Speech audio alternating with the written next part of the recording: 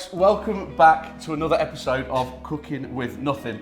Today, our guest, I'm so excited, is a restaurateur, he's a chef. It's Adam Hanley. Hey up, mate. How are you? I'm alright, dude, you? Right, and this looks like a load of cool stuff here. What are we doing?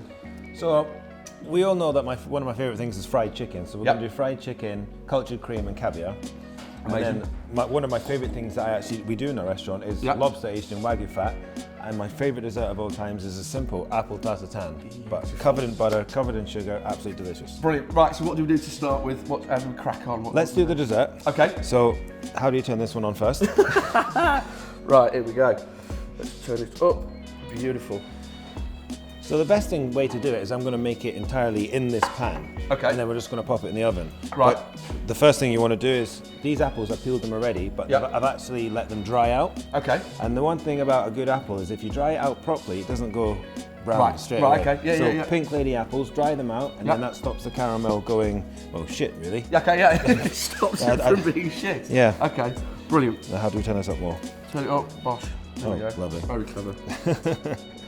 So how we're going to do this one is we're going to get the pan really hot. Yeah. Turn that. And then we're going to sprinkle the sugar and make it caramel super, super quickly. Beautiful. Should have probably put the pan on first. That's all right. That is all right. So restaurant-wise then? Yep. What have you got now? Because I introduced you as a restaurateur to start with. So where did that all start? Well, I started being a chef for a perfect reason of not to go to university, not to stay on at school. Yeah.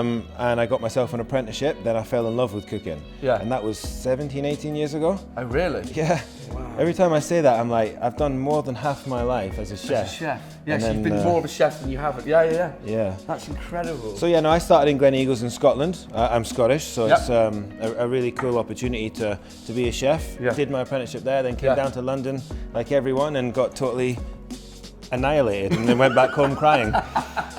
So how long did you last in London the first time? I lasted 6 months in London when I was 18. Wow. And then it broke me. Really? Yeah, London's a beast. You know, everyone wants to see it, everyone wants to be involved in it. Yeah. And then you come down here and it chews you up, spits you out, and then you reevaluate your life. But then I went back to Scotland and I carried on cooking. Then I came back 9 years ago. Right, okay. Something like that, and I love London. I love London so much. Yeah. There's always something to do. Yeah. Oh, definitely. So what did you do in the time that you weren't in London when you went back? Did you like reevaluate the entire life and go? No, I don't fancy that anymore. I went to be a better chef. Clearly, I wasn't good enough. Really? So yeah, I went to St Andrews and I worked in for the Fairmont Hotel there. Reworked again, and then I went traveling. So I got my backpack on and went traveling for a year around Asia. Yep. And I loved it. Yeah. I came back with a different understanding about how to cook, or more the respect for food. Okay. And What respect for food, or ingredients, or both? Yeah, everything really. You know, I'd never travelled before when I was younger. I was very, I worked a lot, and my parents worked a lot, so we didn't really do very family holidays. Right. So to go travelling and then be able to see, how they utilise the sustainability, the wastefulness that they really are passionate about, not wasting anything. And then it was amazing. Well, I mean, that comes down to like the Wagyu Lobster dish. Yeah. I mean, that's almost like a byproduct of not wasting stuff, isn't it? Yeah. So you're using the fat. Yeah. We bought a whole cow, and the joys of having a big group is you can utilise everything. And when we create our menus, we all the head chefs sit down together and we have these charts of different animals. Right. If we're using an animal, of course. Yeah. And if everyone in the room can utilise every part, we'll put it on the menu. But if one restaurant says, no, I only want this, and then nobody else wants the rest, we don't use it. You just don't do it. But it's that versatility to be able to play with the group and say, no, we're going to try and do the best we possibly can. Yeah. So how many restaurants are in the group now? Well, we have a hotel on Sloane Street, right? With 4 outlets inside of it. Covent Garden is my flagship, Frog. Then we got Eve Bar, L&T about to open in Windsor, the Lock and Tyne. And depending when this is going out, I'm not going to say anything else. Right, okay. So maybe something else to talk about, but not yet. Okay, we'll leave that one then. My PR company will annihilate me. Yeah, not be happy. So how long's the Frog been going? This one has been going, Frog by AH in Covent Garden has been going 4 years this September. Okay. The group's been going 6 years. Yeah. We lost a few in lockdown, as I'm sure everybody did. Yeah. But yeah, we've adapted. We've changed our business model slightly in terms of the offering we're doing. You know, home deliveries, that sort of stuff. Yeah. And yeah, we're loving life. We're smashing it, and we're having fun with it. Amazing. Absolutely amazing. So I'm just really packing these apples inside of here super tightly. It gets messy until they're completely packed in. Yeah. Then it's easier to do. Okay, I understand. But I want to caramelize the apples, and I really want to keep them all in this pan. And the drier the apple, the better. So then that whole pan will go straight in the oven? Straight in the oven. Right, okay, amazing. This is one of my, if I'm going to die and have one last dessert, it's this. Is it really? Covered in sugar, covered in caramel. Yeah, it's my cup of tea. Have you got a list of food? So what's your main course then? If you die, what's your main course? Beef Wellington. It's everything. It's everything with pastry, to be fair. Absolutely, I love puff pastry. Yeah. Oh, brilliant. I've not really thought about my last meal. Yeah, it's quite cynical, Adam. Yeah, you get asked it from time to time, so you're like, I got to think this properly. You've got it planned in. Got it planned in. So and fried chicken, of course. That's got to feature somewhere. Fried chicken is. To be fair, I kind of eat that on a weekly basis. Not with caviar. With the caviar. No. I'm talking about the other half lives. No, I'm talking about KFC. I should have shares in that company. Oh, right. So you stuck them up on then like that? Yeah. Brilliant. So at the beginning you put them in, they fall down slightly, but if you really, and then we're going to cook this. Yeah. Just a little bit. I think it's on, yeah. Yep. Okay. And then that's where we get it caramelized, you see it all bubbling, and that's how you get that real sexy colour. Lovely. Then we're going to pop it in the oven with the pastry on top. Okay. Cook it for about 30-40 minutes. Yep. And then let it rest very slightly just to soak back up again and be great. Beautiful. Yeah. We did do a pork fat version of this. A pork fat? Man, it was great. Pork and apple? Yeah. Classic combination, we made a caramel, but instead of adding butter, we added pork fat. Oh. And it was bloody delicious. Anything with fat on for me, yeah, I'm sold. Yeah, it's good, isn't it? Yeah, it's good. It really is good. So this one will take a couple of minutes. Okay. So is there anything else we can be prepping? Yeah. Why don't we start the chicken? Happy with that. So this is actually my mother-in-law showed me how to make it this way. So it's not like a fried chicken where you would find like KFC where it's all covered in breadcrumbs and stuff like that. It's marinated in soy and pepper, and then it's done in potato starch rather than in loads of flour. And stuff So what's like the that. start? What's the difference? What's the benefit of using the starch? Well, this one doesn't have a crust around it. So it is literally just a chicken, and we keep the skin on, so it's delicious. Ah, lovely. The one thing about fried chicken for me, and I get annoyed about KFC is they don't serve like just the chicken skins. Right. Okay. You know, a bag of fried chicken skins for me is amazing. Yeah. So KFC you would just like a bag of fried chicken skins. Man, yeah. Okay. Big time. So with this, I've got the legs. I never use the breast, and I keep the skin on completely. And I'm just literally going to cut that into quite largish pieces. Yeah. And then we're going to pop it in and we're going to marinate it. So why not use the breast meat? It dries out. Right, okay. It dries out. It's just not as fun. Okay. Leg for me is amazing. Yeah. And the skin on. Yeah, definitely. And marinating it in soy kind of like cures it a bit. Okay. And really does add, well, loads of flavour, to be fair. Did you have to, so like with the buttermilk chicken, as an example, you'd leave that for 24 hours, wouldn't you, probably? With the soy, I'd leave it in just a couple of hours. Right. Because the salt content is sky high. Okay. It'll be cooked in no time. Amazing. But when it crisps up, it's quite white. It's not golden brown at all. But it really does take on any other flavour that we want to do. Yeah. And we want to cover it with cultured cream. Because if it's not bad enough for you. Just slam loads of cream on it and then caviar. Exactly. Yeah. So how many's in the group in terms of staffing wise? How many people do you have to manage? Yeah, we have about 180 ish inside the group. It does chop and change a little bit, but it's it's a big group, and the only reason why we're still afloat is because of our home deliveries, to be fair. So talk me through the home deliveries. When did you decide to start to roll those out? What was the... Well, the reasoning for it was a little bit more horrible, but we launched it the middle of the first lockdown, and it was about keeping the group afloat. Right. We as everyone was completely in the shit. Yes. Completely in the shit with this lockdown. Landlords demanding rent regardless, no help, things like that. Right. Our Covent Garden landlords were incredible, but the rest of them were horrible people. Right. And it was about we've lost 4. We need to do something before we lose the rest. Wow.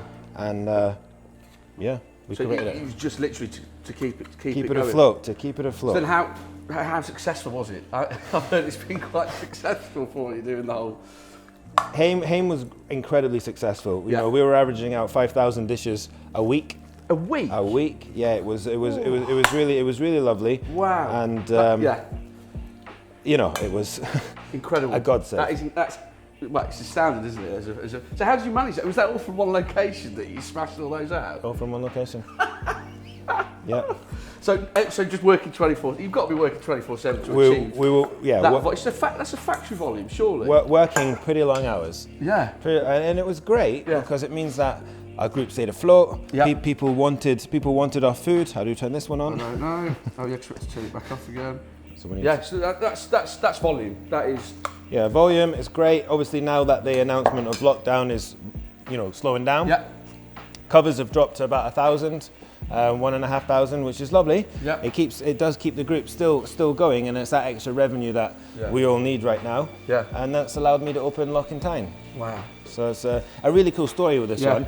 Stephen, my group chef, and Johnny, my head chef of West London, they've both been with me for 13 and 11 years. Really? So I met Stephen in Newcastle, so the Tyne came from it. Right, okay. And I met Johnny in St Andrews, so the Lock came from it. And that's why. So we've created this logo of an L wrapped around a T. Yeah, nice. And it's a gift for them. So they're the chef proprietors of this property. Wow. It's their very first one within the group that they have themselves. Yeah. And it's basically a thank you for busting your ass for the past 13 years. It's a good thank you, isn't it? So when does that open? That opens the 17th of May. 17th of May? Yeah.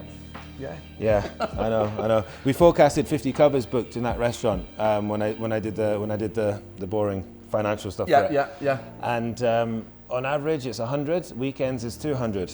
And Stephen and Johnny are literally in the shit since day one. So there's no time to kind of adjust and adapt. You want your own restaurant? It's time to bash on. Yeah, you crack on. You've had to do it, yeah.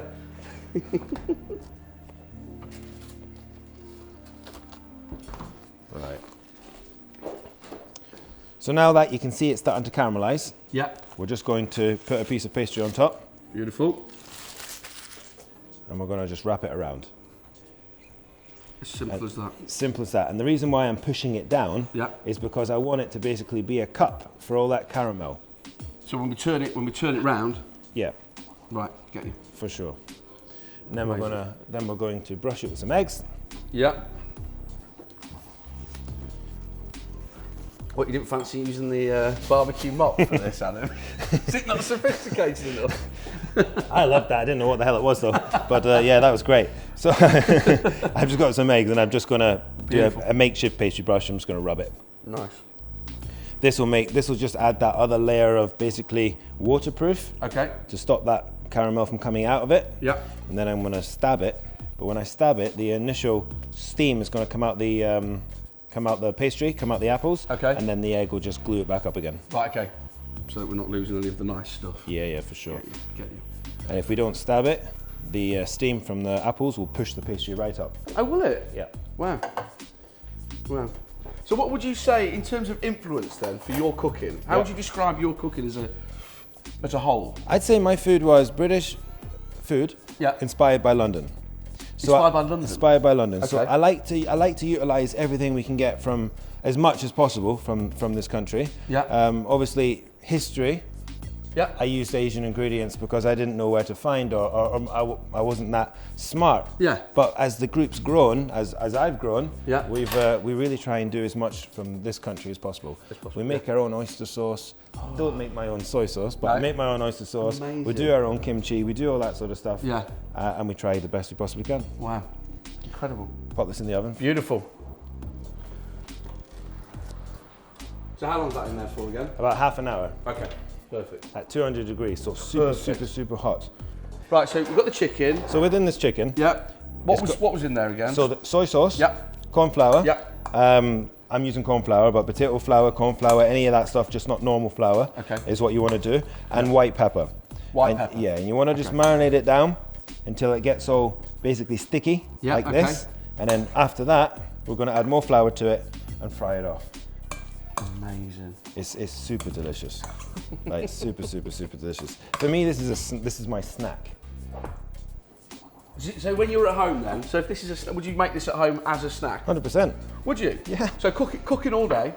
So I don't go home and make knives, you see. That's what. But so do you go home and still quite active and cook and? Well, to be fair, this is on our home menu, so everything's vat packed, ready, rock Oh, and is roll. it? So when I say I actually cook in the house, I don't. I just order myself home for the rest of the week. Your own restaurant food. Yeah. Well, that's. And it all comes vat packed, ready to go. All you do is just cook it. Really? Yeah. Oh, I quite like that. Yeah, So that's brilliant. I added more flour. Yeah. And the corn flour on the first part is all sticky. Okay. And then this is where we cook it.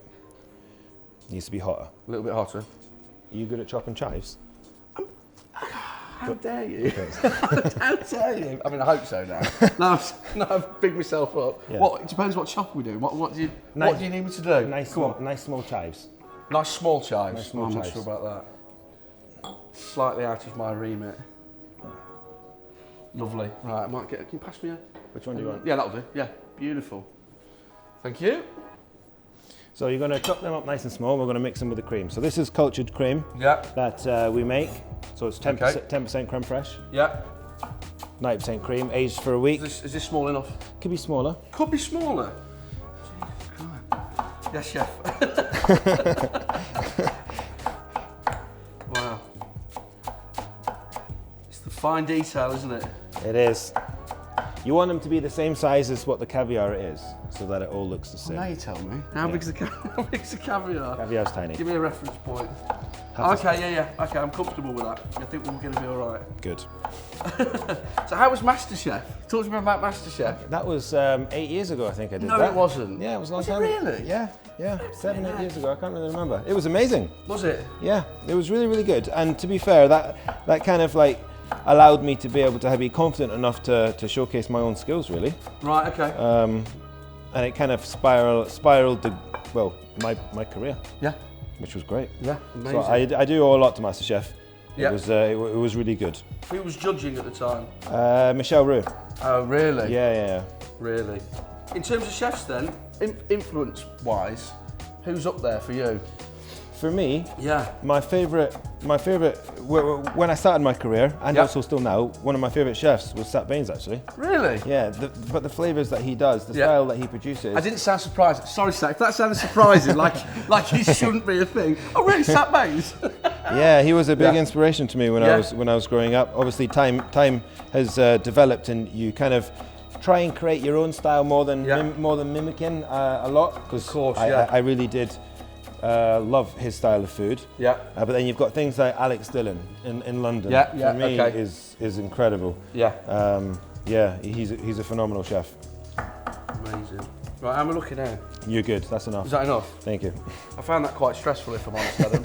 I don't think I'd cut it in one of your kitchens. So with the chicken, Yeah. and then it's just super simple, and then now we're just frying it. Lovely. But So how long is that going to stay in there? Are we looking for a colour or are we looking not for not so much a colour, Okay. more so just it cooked. It won't actually be golden brown Right. at all. So we're just going to be. It's going to be quite pale, Yeah. but you're not going to see it. But that crisp is going to be Smell, crazy. already you can smell the... Yeah. Yeah. The soy in there is Soy, great. Yeah, that's what you're getting from there. Oh, that's incredible. And to be fair, adding soy to it is like seasoning it beforehand, Yeah. but just with lots more umami. Right. Okay. So what's the umami bit? Is it this? The fifth sensation. Talk to me. So yeah, you got Explain. sweet, sour, bitter, Yeah. and then you got umami's the big dog. The one Right. that's got like dried tomatoes, dried mushrooms, kimchi. That's all umami? Yeah. Right. Fermented fish. Yeah. Some things don't sound very nice. Now, I mean, the fermented fish, you lost me there a little bit. Do you like Worcestershire sauce? Love it. Fermented fish. Really? Yes. No, it's Yes, not. yes. I had no idea. Yeah, it's anchovies. Of course it is. Yeah. Well, there you go. And it was created in India and brought back to this country. What Worcestershire sauce was? Yeah. There's a fun fact for the day, isn't it? But it's all them things that really add loads and loads of flavour to things. Yeah. And Yeah. that's that umami, which is, that big dog. That's the big one. So we tend to use a lot of things in our food that are based like that, rather than Okay. using things like salt. Right. Where salt just enhances flavour. Yeah. Umami is that salt element, but also enhances a complete other flavour. Get you. And I think Okay. that's how we try and work. Yeah. And so in terms of developing menus and stuff then, obviously each place is a different menu. Is that you? Do you go, right, I'm going to do this, or do you have a development team under you that look at bits, or do you just all work on it together? Yeah, we don't have a development team, we all work on it together. How we work on it is Covent Garden is mine. Yeah. That's my baby. Yeah. But the rest of the restaurants are 50% the group. Okay. And then 50% themselves. Because I want the chefs from them restaurants to basically showcase themselves. Yeah. You know, Jamie in some, Stephen in another, Johnny in another, and I think that means they own it. They're not just you know, you come into work for someone and they just get told what to do, handed some recipes, and your passion's gone. Of course, yeah. With our group, it's very much shine. Such a lovely way of working it. Lovely way of working it. I think it's the reason why I've never had to hire a head chef in any of the restaurants. Yeah, every single senior chef has been with me for ages. Jamie has been with me for 7-8 years. Yeah. Stephen has been with me for 13 years. Yeah. Johnny's been with me for 11 years. And in your industry, that's quite a rare thing, isn't it? So yeah. I'm assuming staff turnover is quite high. But if you can retain, it just shows you that. Yeah. We've had to hire 8 new staff, 4 chefs, 4 front of the house for Covent Garden, which is the first time in 4 years. No way. But that's because some of them staff went to L&T. Right, okay, so you've had to move them on to somewhere else. Yeah. Which is great. Yeah. But it's a bit worrying, because if they don't come in with the same sort of like attitudes, it's just going to piss you off, isn't it? Yeah, it is, yeah. Right, so how are we looking here then? Is this... We're looking good. They do look good, yeah. We're looking good. But the thing is, the skin will get crispy as hell. And this is like a cookie. So it's going to be soft until you let it rest, and then that hardens up. And then it'll harden up? Yeah. Right, okay. Unbelievable. So what's apart from KFC then, what are your other guilty pleasures in terms of food? We've all got them. With this belly, you know, I'm a filthy eater. Are you? Yeah, I will smash in a McDonald's any time of the day. I'm a normal person in terms of how I eat. Yeah. Chocolate, I have it next to my bed. I love chocolate. Yeah, I'm a massive chocolate fiend. Brilliant. Oh dear. That looks incredible. And then just smashing it full of caviar and cream.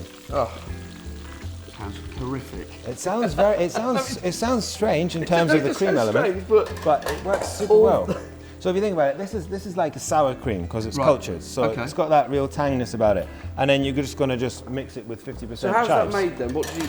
So it's cream, and then 10% either creme fraiche or yogurt. Yep. And then it's just put in kilner jars and aged for about a week, and then you pop it in the fridge. So instead of making it yourself, if your cream's about to turn in the fridge, this is what we do with it, so we don't waste it. Again, yeah, great. So kind of zero waste policy is what we're trying to get to. For sure. So when it comes to the zero waste stuff, we're actually opening another restaurant in Cornwall. No. So when I had one. Hang on, I've seen the Instagram of Cornwall yesterday. Yeah. What is that? Yeah. What? That's where you're opening a restaurant. That's going to be our new restaurant. So it's mate.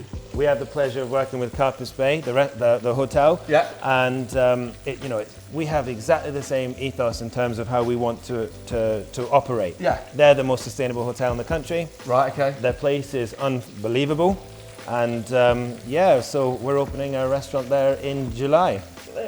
So it'll be a zero waste. Yeah, so Ugly Butterfly restaurant, we had it on King's Road, didn't make it past lockdown. Right. But that was because all of the revenue there we donated to food charities. Amazing. Because there's too much waste in this country. Yeah. And I've always wanted to bring that brand back. Yeah. But it's not feasible if your company is struggling. Yeah. Yeah. And now we're back on our feet. Amazing. And we're creating a 2-part restaurant. Yeah. So we have the Ugly Butterfly restaurant is a bar and one will be done with all of the prime products or the main products of all animals. Yeah. And then utilizing all the waste of them dishes will be the other restaurant. Another restaurant. Which is all day dining sort of stuff, all done with luxury. So champagne and that sort of thing. Oh, wow. So that opens in Cornwall in the 1st of July. First week of July. On the Instagram post, you've got there's a beach there, and so it's on the cliff and it overlooks the beach. It's absolutely stunning. So when's it opening again? 1st week in July. Wow. So you've been relatively busy then? Man, yeah. I need a holiday. We're about to start operating again. Oh, mate. That's absolutely I'm very excited about that. That's already started to go crispy, hasn't it? Yeah. So it's, yeah, like a cookie. Yeah. When you take it out of the oven, it's soft, but as soon as it starts to rest a bit, it'll go crispy as hell. Wow. Beautiful. Now, I must say, this is probably the bit I'm most excited about, is this. If that's what we're doing now, I don't know. The lobster. Yeah. The lobster's great. First, just try this before we bash on with the other one. Okay. I'm massively getting ahead of myself. So we just add a little bit of salt to this. Okay. All your wonderful chives. Yeah. Caviar. Yeah. Are we doing the whole thing now? Yeah, just try a piece. Oh. So it stays nice and warm. Okay. And then we can go bash on the lobster. Yeah. I'm not going to argue with you on that. So come on, show me what to do. Grab a piece of chicken. Yeah. Put a town on it with the chive cream. Crikey. Don't be shy with the caviar, yeah? Oh my life, right. I got 2 tins. 2 tins. And then go mental. This is so exciting. I don't even want to speak to the camera, I can't be bothered. Look at that. Right. It's absolutely delicious. Oh, shit. Right, that's unbelievable. It's delicious, That isn't is it? yeah. And the soy in there. I don't even know how to describe anything I'm tasting. Literally. Yeah, that's unbelievable. Absolutely unbelievable. I'd eat all that. Mate, Yeah. amazing. Super tasty. Okay, Right. what's next then? So, the lobster dish. Yeah. Beer. Yeah, you got stuff. Yeah, beer. Beer and chicken. I'm happy at that. I'm happy at that. Yeah, you can stop now if you want. So this. Okay. This is one of my favourite things in my restaurant that we do. When we don't serve it with any garnish, we just serve it with the actual lobster. So this is lobster aged in Wagyu fat with the brains of the lobster blended up through that. The brains blended up. Yeah, so through the fat. You know when you prep a lobster and you cut it in half, Yep. and you take out, you got all that stuff which you run under the sink. Yep. We keep all that. We keep the coral. We blend it with warm Wagyu fat. That changes it from green to pink, and that's the only reason why it's pink. No. Yeah. Right, So it's how do you find that? How do you go? Who goes right? I'm gonna chop a lobster, and then I'm just gonna blend all that up.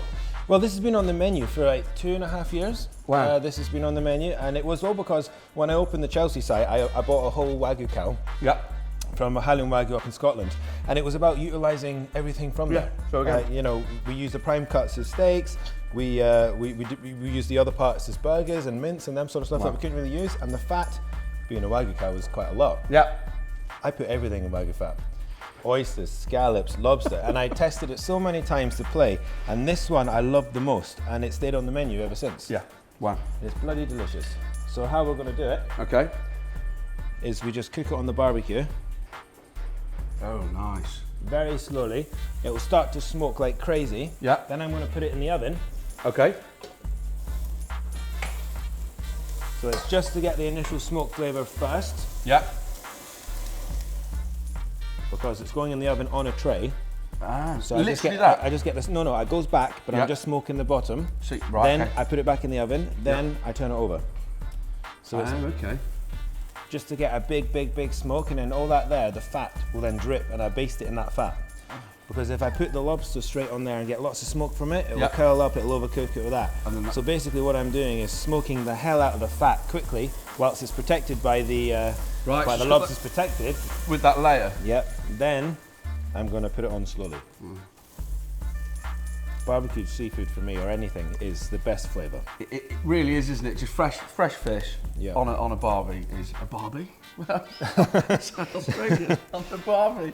But yeah, I know what you mean. There's something There's something very awesome real about it. Yeah, for I sure. mean, I always put Wagyu beef fat on all of my dishes on the barbecue, on the barbecue as well. Then we're going to pop this in the oven for about 3 minutes. Brilliant.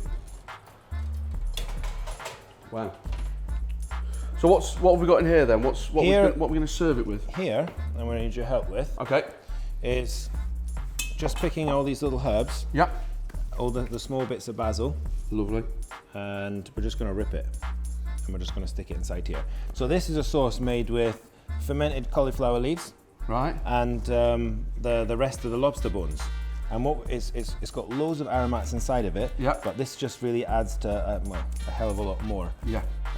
It's inside here is coriander, thyme, and basil. Okay. And then we're gonna just get the bok choy. Yeah. Cut it in half, and barbecue it. Beautiful. But I'm gonna barbecue it as it is, not with any oil. I don't want a lot of caramelized smoke on there. Okay. So what are you looking for? Just to char it a little bit. Wilt it. Okay. Wilt it. Yeah. And do it slowly that way, and then get them like crispy. Right. When you add oil to it, it gets all smoky and gets all big. Yeah. But in terms of its crispness, you've already moistened it up. So I just get like crispy leaves. Nice. Lovely. Right. So how much of this am I putting in there? That's enough of the basil. Yeah. And then let's go for some coriander. Yeah. Same again. Just rip it up. Yeah, rip it up. Beautiful. I wanna basically bruise the chicken. Bruise the herbs. Bruise the herbs. And what's that doing? Releasing the flavour? Yeah, releasing the oils. Okay. Because I'm going to be serving this now. Oh.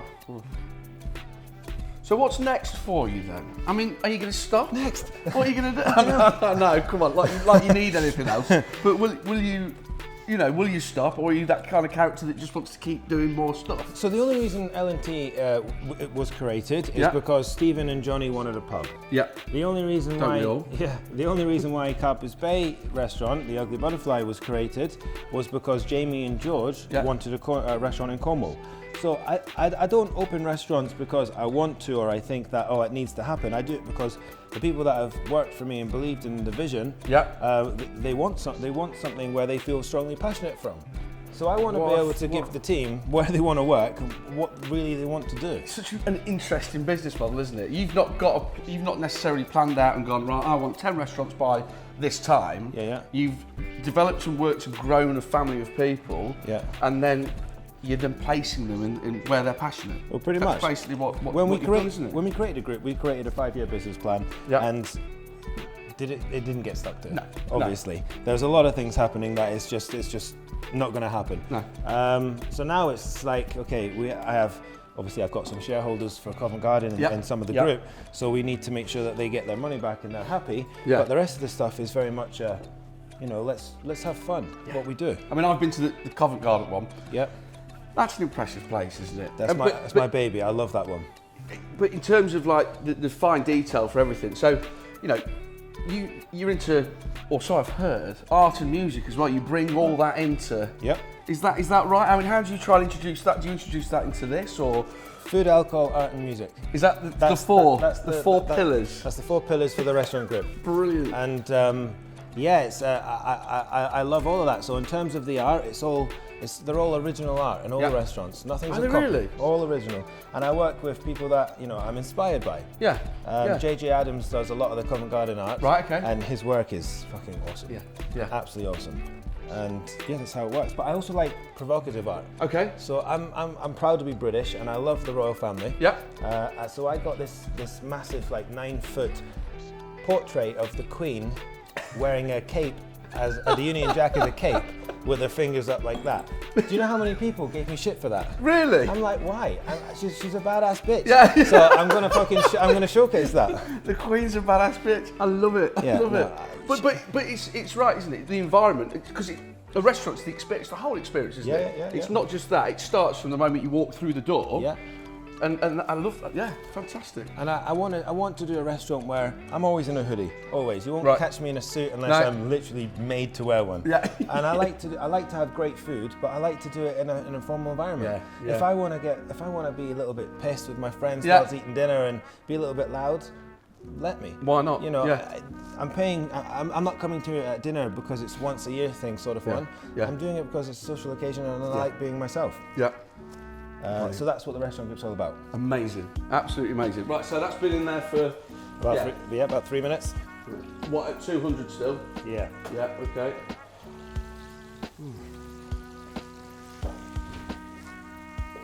Oh wow. So how does this work again? Right, so down here, pop that on. Let's pop that off. On. Right. Then it'll tell us, you see, which one's there. There we go. All this fancy equipment. All this fancy equipment. Oh, that's what you get in a knife workshop. All these fancy restaurants. I know, right?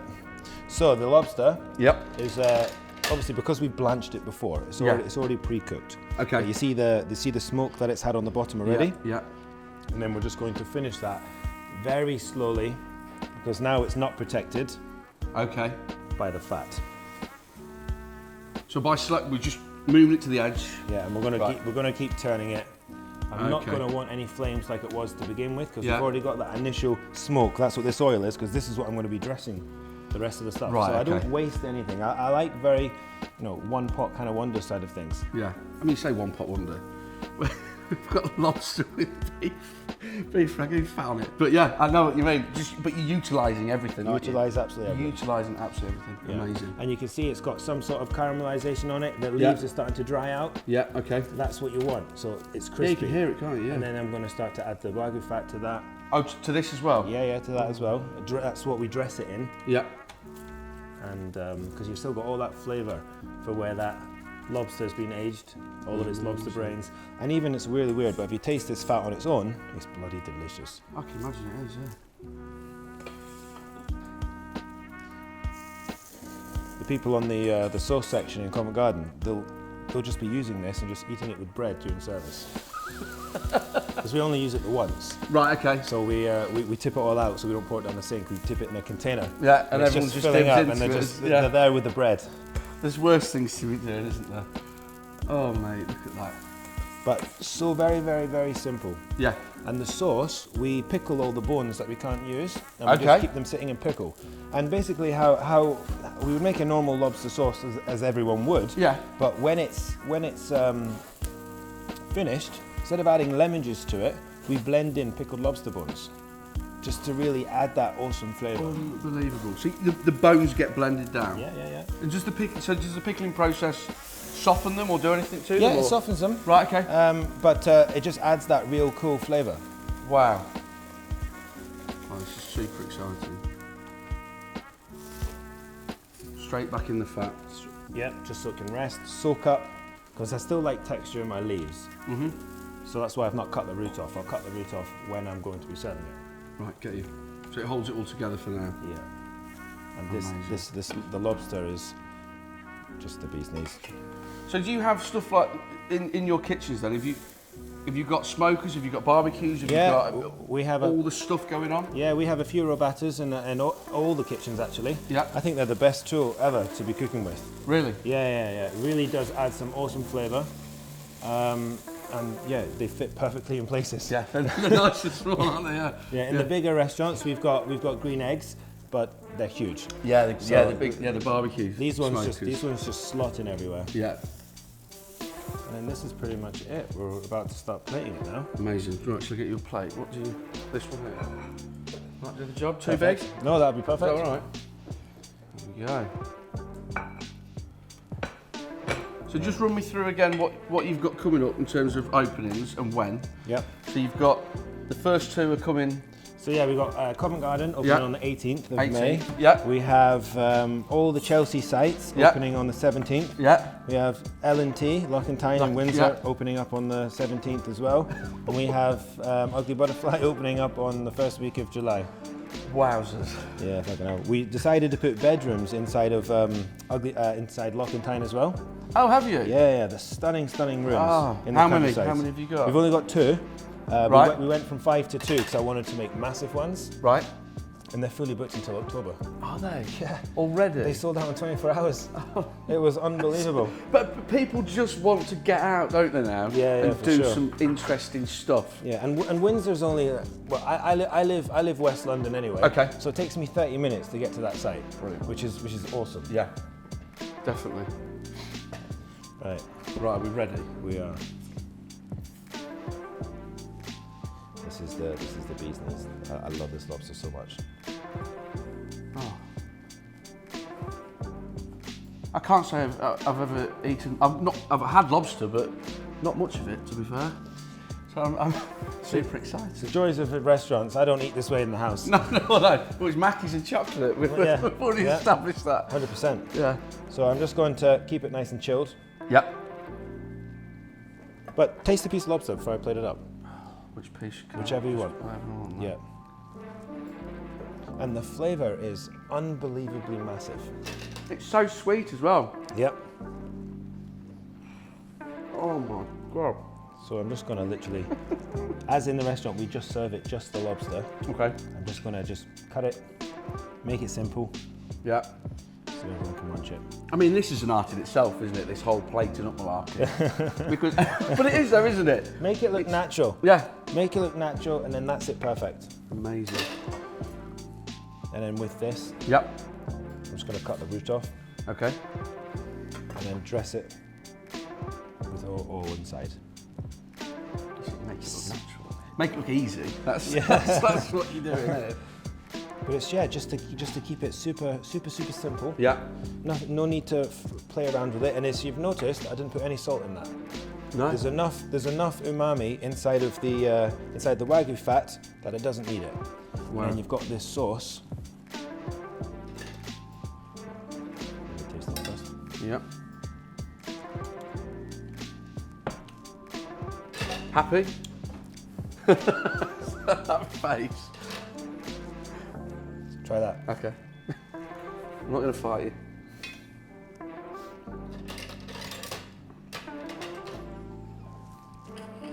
Super tasty. And the pickled lobsterness just brings that other level. Yeah, it's so like dense, isn't it? It's Yep. packed full of that. Yeah. Okay. I like simple food just with a hell of a lot of flavour. And then you've got all these aromats that you've just added to it, which just add that other bits of, you know, the perfumeness. So what aromats we've got now? We've got Tarragon, basil, and coriander. Yeah. Amazing. It's just all them ones. Oh, and look at it. It looks absolutely stunning.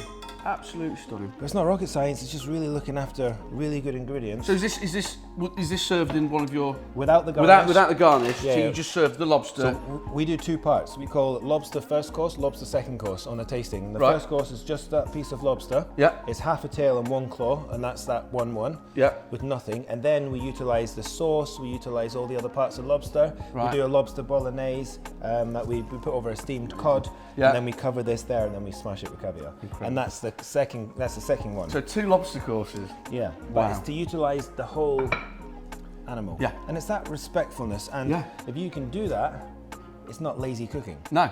It's really easy to cook a piece of lobster, put it on a plate, and then put everything else in the bin. Of course it is. But to Of course actually it is, yeah. utilise everything, Yeah. and also it's financially more viable. Of course. That's one of the main things that confuses me. It's if people utilise their waste, they save money. Yeah, of course they do. Of course they do. Right, so that's how long we've got left on that now. I'll have a little look. Let's have a gander in there. Oh my life.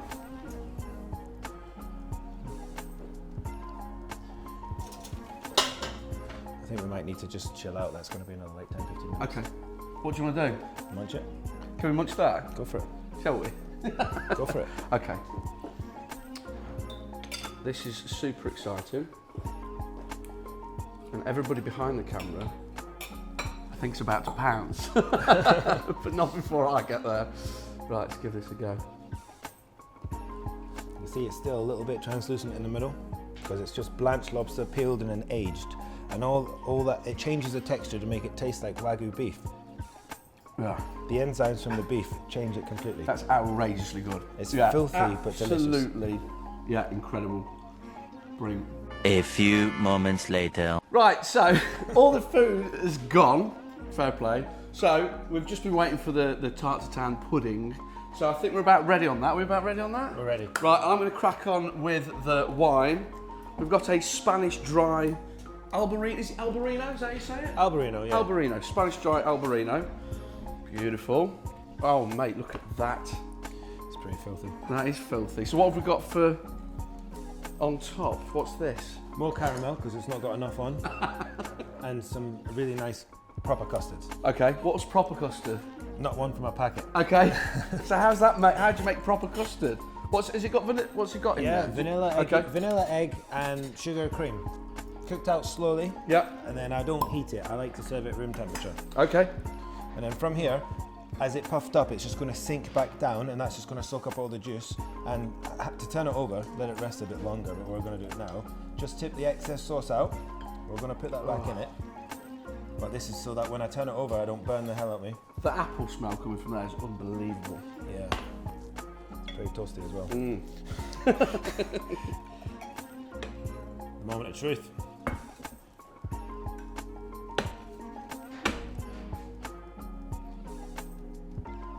always done it before, haven't he? It's not my first rodeo. Right. Oh, that's incredible. But standing them up, you can have a lot more in there. It's nice and caramelized, and then this just fills the center. That is when you said filthy, that's filthy, isn't it?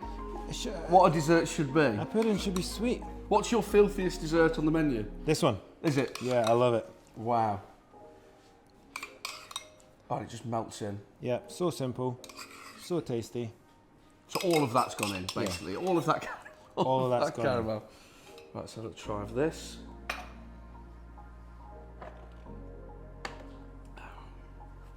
Well, that's drinkable. That's my wine review. What do you reckon? Was it good? So that's the juice gone back in. Yep, everything. I'll let you do the wine review. Come on, what are you getting? Talk to me. Wine. Well, when I drink an Albarino, I just think of being on the beach in Spain. That'll do. I absolutely love it. That'll do. Eating Apple Tarte Tatin. Eat it well. More so just croquettes. Yeah. And drinking a hell of a lot of the wine. Amazing. Right, we need to try this, really, don't we? Yep. That would be rude not to. What do you want to do? Serve it? Are we just going to go straight in? We haven't got a fork. Yeah, we need. What about a spoon? Can I do it with a spoon? Go for it. Okay. I don't know how to tackle it even. Look at that. I've got chives on it. Chives. Bit of chive on it as well. Always put chives on your tartar. That's what they're there for, right? Yeah, exactly. Yeah. It's going to be super buttery. Still texture in the apple. Yeah, you've still got some bite there. Still some texture in the apple. Dude. I like that. That was a little bit of a treat, wasn't it, those 3 courses, mate? I can't thank you enough. That is absolutely incredible. Thank you for coming down. I really do appreciate it. Adam Hanlon, guys, it's been another episode of Cooking with Nuthin. Thank you, and we'll see you again soon. We're going to eat this now, all of it. Bye. That is tasty.